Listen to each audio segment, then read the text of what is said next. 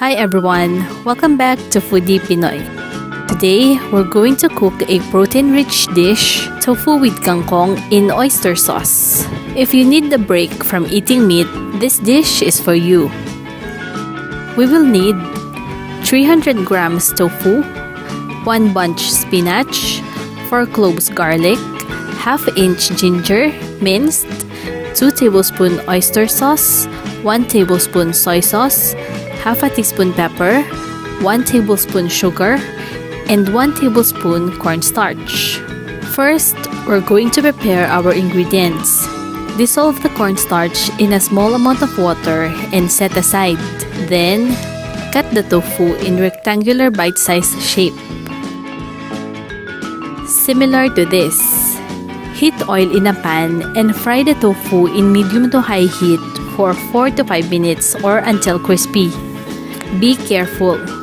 This will produce a lot of oil splatter because tofu is packed with moisture. Once done, place the fried tofu in paper towel to remove excess oil. Set aside for a while. The next step is to reduce the oil in the pan. Using medium heat, saute the garlic and ginger. Add the kangkong and give it a few stir, then add the oyster sauce and soy sauce.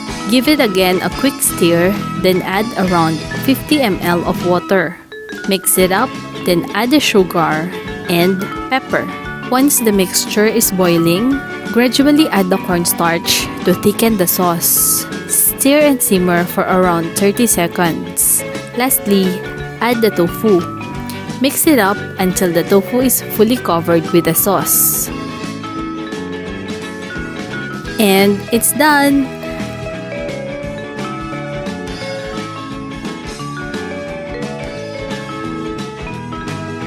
This saucy dish is best eaten with rice. Serve immediately before the tofu gets soggy. Enjoy! Hi guys! Did you like this recipe? Let us know in the comment section below. Hit like if you enjoyed this video. This will help us know that you are enjoying our content. If you haven't subscribed yet, click subscribe button and make sure to click also the bell icon so you'll get notified once we release new videos. Until next time, this is Foodie Pinoy saying goodbye and it's a wrap!